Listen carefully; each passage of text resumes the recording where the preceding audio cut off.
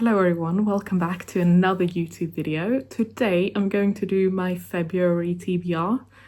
It is currently the 26th? Yes, it is Sunday today. So February don't start until Saturday. But I also don't want this to be out too late. So that's why it's early. So here we go. I have a huge pile with me today. We're gonna see if I can lift it up. I can. It's huge. As you could probably tell, some will be rereads. Actually, most of these will be rereads, which is fine. I feel like February is a good month for those kind of books. I have a few reading goals for February. Me and my best friend Chels are going to do a dark romance month. Well, she's most likely going to do 2 months because she only listens to books on audio, which means she only listens when she goes to and from work, which means it takes her ages to get through a book, which is fine.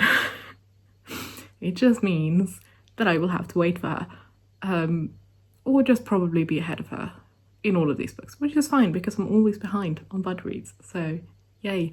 But yes, so we are having like a dark romance month, but then I will also read a few non-dark romance things because I just feel like it's good to also have not only one genre, because otherwise I'll probably not pick books up.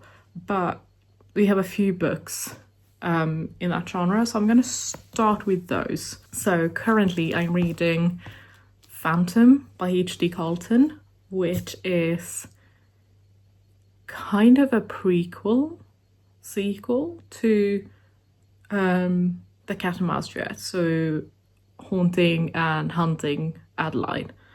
And I read The Cat and Mouse Duet 2 years ago, I think now, and then I saw that Phantom was out and I was like, you know what, yes, I miss these books. So I picked Phantom up and I'm like a good way through. I'm like a fourth of the way through. It's really good so far. And I love the characters. It is hard to read at times because of some topics, but it's fine. So that made me want to reread The Cat and Mouse Duet, and I was like, Chelsea, do you want to reread The Cat and Mouse Duet? And she was like, of course I do. So we are going to read The Cat and Mouse Duet. So we have Haunting Adeline, and then we have Hunting Adeline. And as you can see, I have already read them and annotated them. Haunting is by far my favorite. This is like a 5-star read for me. Hunting is I think I gave it like a 4. Oops. But maybe I'll change my mind, hopefully, on this one. But yes, they are so good. And I'm gonna put Hunting down because it's a thicker one. But in this we follow Adeline, who's our main character, who is a writer, and she has recently moved into her great grandmother's house. I think it will be, yes. I think it is a great grandmother's house. And well, her grandmother also lived in the house, I'm fairly sure. But it's like a family house. It's like a mansion, weird gothic, twisty, dark kind of house.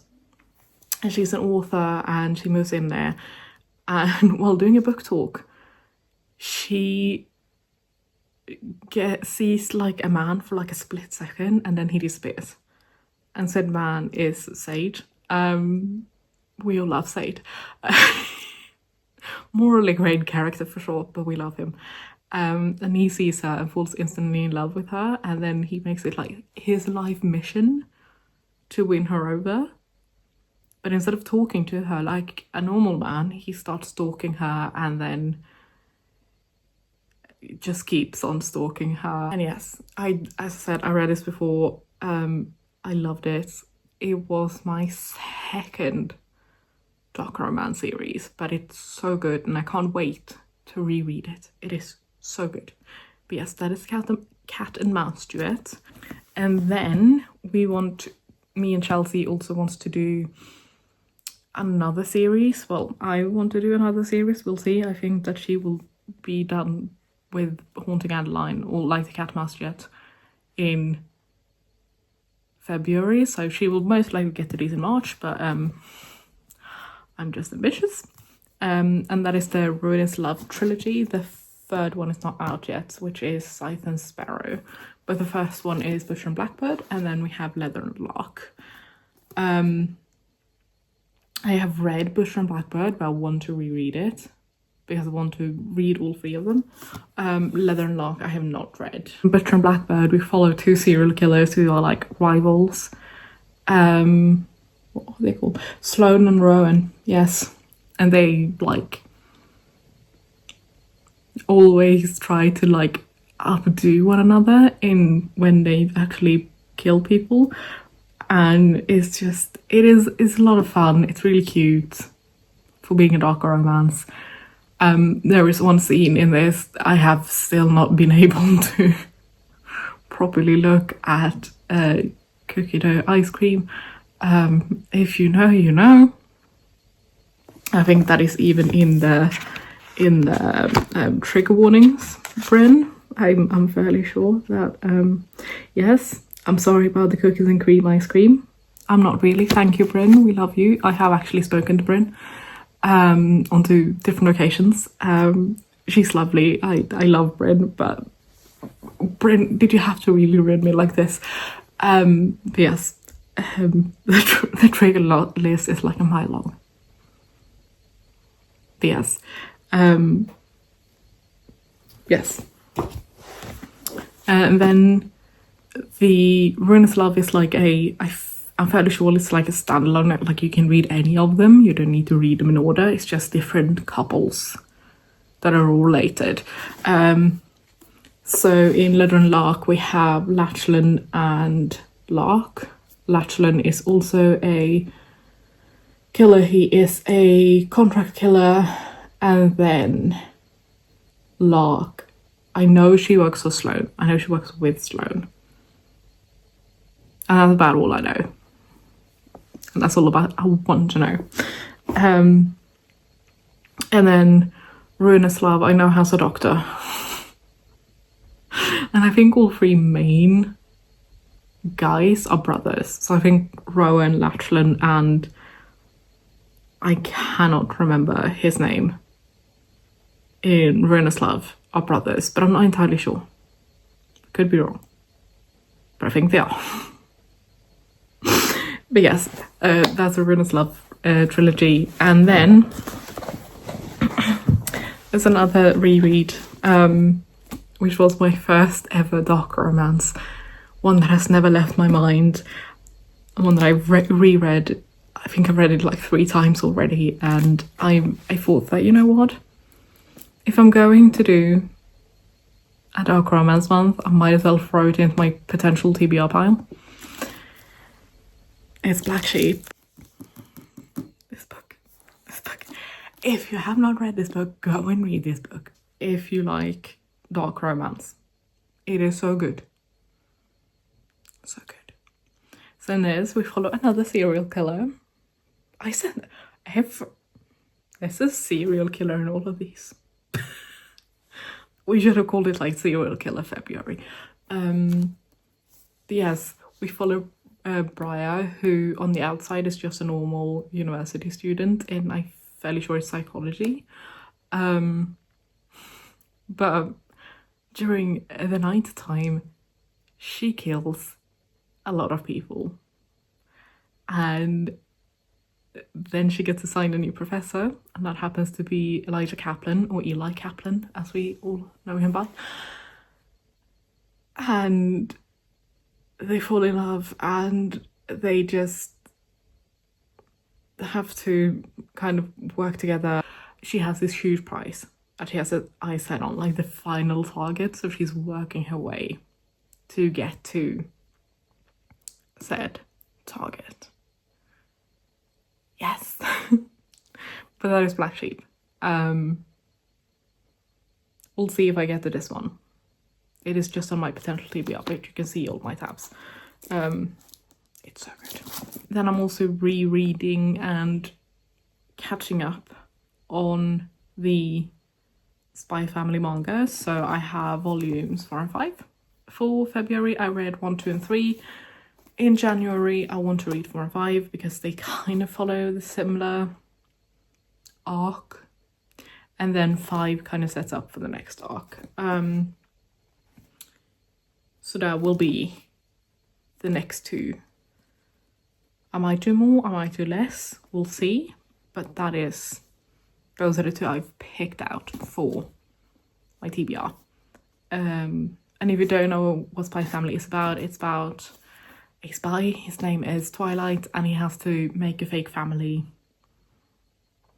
And his wife, fake wife, Yor, is an assassin, and then his adoptive daughter, Anya, is a telepath, and then the dog, Bond, who's on the cover here, can see into the future, and it is just like family shenanigans. It's found family, it's just cute and adorable and wholesome, and just, oh, it makes me so warm inside. And then we have a really thick book. It is so thick, and I do not think I will do it in February, but maybe I'll start it, and maybe something will hit me over the head and I'll just sit through it and read it all, who knows. But I was talking to Chelsea and her fiance David a few days ago, and me and David absolutely love this series. And I was like, you know what, I really need to read the books. And that is The Pillars of the Earth by Ken Follett. It's thick. It is so thick. It is over 1,000 pages. It has... Oh, that is actually the next book. How lovely. This one has 1,070 pages. Yay! So I have seen the series that has been made of this. It is like my favorite series of all time. I have watched it so many times. It has like Donald Sutherland, Hayley Atwell, David Oakes, Eddie Redmayne, Matthew McFadden. It has a lot more people, but those are like the people I remember. And I saw it at way too young an age, and my dad had read them, and he thought that it was a good idea for me to watch them as well. It was not. But yes, David has read all the books. I have not read a single one because they scare me. But talking to him made me inspired. So here we are with this thick boy. So in this book we follow a few different characters, but it is set in the fictional town of Kingsbridge in England in the 1100. I am fairly sure it takes place in the 1100 and not the 1200. Yes, it starts in 1123. So we are right smack in the Middle Ages, which is not my forte, but I love the Middle Ages anyways. And I don't know how it is in the book, but in the series we follow mainly Tom the Builder, who has like this life mission that one day he wants to build a cathedral, because this was the time of the cathedrals when everyone was building cathedral, because Christianity was still quite new and like everyone just wanted to build bigger stuff, because you could, and you kind of started having a different view on architecture and what architecture could and should look like. So you wanted to like build cathedrals, you wanted to build them in like stone, and you wanted them to last forever. Similar to like the Greek and Roman temples, but Christian. So it's like his life mission, and he sets out looking for work, and we follow him and his wife, and then his son, whom Alfred's his name, and his daughter Marta. I can't remember the wife's name. Doesn't matter. And then Agnes. I think her name is Agnes. Agnes, yes. Agnes, that's her name. So that's like one of the main people. And then we follow Brother Philip, who is a monk. So Philip wants to like make the greatest Gothic cathedral ever. And also I love Gothic things. I think you could tell by the red book over here. There somewhere. I can't hand coordinate my hand on that. But that is a book all about Gothic architecture. I love the Gothics. So I think this will be a fun book to read. But yes, Philip wants to build the biggest, like best Gothic cathedral. And then Philip and Tom meet. And on the way, we also meet Jack and Ellen, who are mother and son. And Jack and Ellen are like, I love them. I love them so much. So Ellen is like a witch. She's considered one, because she had a child. She had Jack at a wedlock, and like she knows how to use like medicinal herbs and stuff. Jack is a mute. He's not really. I feel like he just chooses not to speak. But he's a great sculptor, and he also starts working on this cathedral, which will be built in Kingsbury. And then we also follow Aliena and her brother Richard, mostly Aliena, who is a nobleman's daughter. And we follow her side of the story. She also meets all of the other characters. And then we also follow another, I don't even know what he is, an earl, I think, and his wife and his son. No, the son's name is William, and I hate William for reasons. But yeah, we just follow a lot of characters, and they all meet at some point or another. Yes, I think I'm gonna take my time, walk my way through it slowly, and just enjoy it. I just enjoy the building of a Gothic cathedral. Yes, and if you don't know what a Gothic cathedral looks like, look at Notre Dame in Paris. That is the quintessential Gothic cathedral. So yes, that is Pillars of the Earth. And then I have my non-fiction choice of the month, and I want to do something quite easy, simple, something that really interests me. So I will do classic Greek masterpieces of sculpture, because I love ancient Greece, I love my sculptures, and I want to know more about them. So yeah, I got this at a book sale a few years ago, but it's mostly just a lot of sculptures and not much not much text, which is good, because I just want a quite easy non-fiction, and I think it will be nice to see what other people think of these statues. I always love that. I'm especially interested in Parthenon frieze, because I love the Parthenon frieze. think it's such a fascinating piece of art, and the fact that we don't actually know what is going on in it, amazing. And then we also have my classical text for the month, because if you are not aware, I want to read a ancient classical piece of text every month. And I think next month I will focus on doing a play. I don't know what play. It might be The Persians by Aeschylus, because I have not read any Aeschylus yet. I know, it's a shame. And it's also like the first play that we have preserved in its entirety. So I might do The Persians. If not, I will just find my way back to my beloved Euripides, because I love Euripides. My dissertation for my bachelor's was on Euripides and 3 of his plays, so I love him.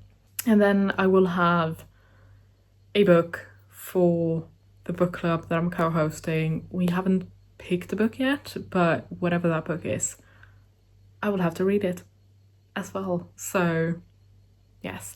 Oh, and I forgot, it's because I don't actually own the book yet. I don't have a physical copy. It should have arrived yesterday, but it didn't. Oliver Twist by Charles Dickens. I'm buddy reading that with my friend Rue.